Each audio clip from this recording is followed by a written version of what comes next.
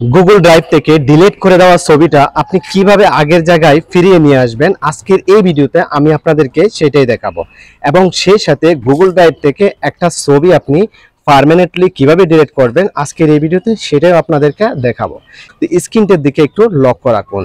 যারা এই মুহূর্তে এই ভিডিওটা নতুন দেখছেন অবশ্যই চ্যানেলটাকে সাবস্ক্রাইব করে রাখবেন এবং ফেসবুক আইডিটা ফলো দিয়ে রাখবেন।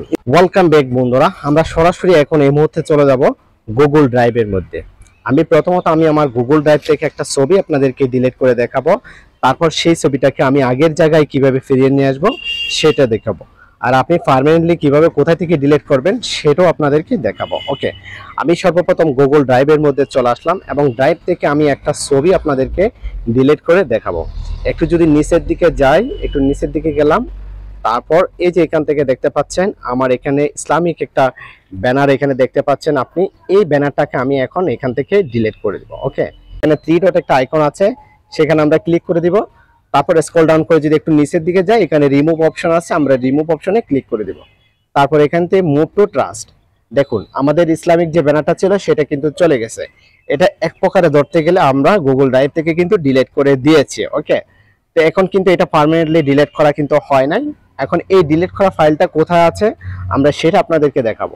সেটা দেখার জন্য আমাদেরকে যে কাজটা করতে হবে, এখানে দেখতে পাচ্ছেন একটা থ্রি ডট একটা আইকন আছে কোনায়, এখানে আমাদেরকে ক্লিক করে দিতে হবে। তারপর এখান থেকে দেখতে পাচ্ছেন ট্রাস্ট অপশন আছে, এই যে ট্রাস্ট অপশনে ক্লিক করে দিব।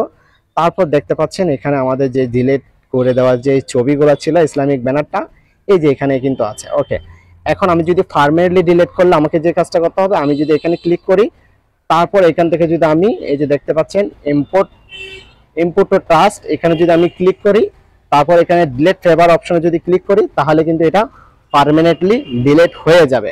এখন আমি যদি এই ছবিটাকে পুনরায় আগের জায়গায় যদি ফিরিয়ে নিতে চাই, তাহলে আমাকে যে কাজটা করতে হবে, এখানে দেখতে পাচ্ছেন একটা থ্রি ডট আইকন আছে হাতের ডান পাশে, এই থ্রি ডট আইকনে ক্লিক করে দিব। তারপর এখান থেকে দেখতে পাচ্ছেন এই যে রিস্টোর অপশন আছে, আমরা রিস্টোরে ক্লিক করে দিব।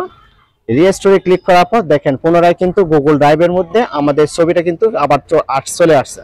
আমি যদি একটু নিচের দিকে নামি, এই যে দেখেন ইসলামিক যে আপনার ব্যানারটা ছিল সেটা কিন্তু এখানে দেখতে পাচ্ছেন না। হ্যাঁ, এইভাবে কিন্তু আপনি চাইলে আপনার ডিলিট করে দেওয়া গুগল ড্রাইভ থেকে ডিলিট করে দেওয়া ছবিটা আপনি পুনরায় এইভাবে ফিরিয়ে আনতে পারবেন এবং প্লাস স্থায়ীভাবে আপনি ডিলিট করতে পারবেন। গুগল ড্রাইভ থেকে পার্মানেন্টলি কিভাবে ডিলিট করবেন এবং আপনি পুনরায় ডিলিট হওয়া ফাইলটাকে আপনি কিভাবে পুনরায় আগের জায়গায় ফিরিয়ে নিয়ে আসবেন, আজকের এই ভিডিওতে আমি আপনাদেরকে একদম ক্লিয়ার করে দিলাম। ওকে, যদিও আপনাদের যদি বুঝতে কোনো ধরনের কোনো প্রবলেম হয় তাহলে অবশ্যই কমেন্ট করে জানাবেন, ইনশাআল্লাহ চেষ্টা করবো আপনাদেরকে যতটুকু হেল্প করার প্রয়োজন করার জন্য। আজকের এই ভিডিওটা এই পর্যন্ত। সবাই ভালো থাকবেন, সুস্থ থাকবেন, আল্লাহ হাফেজ, আসসালামু আলাইকুম।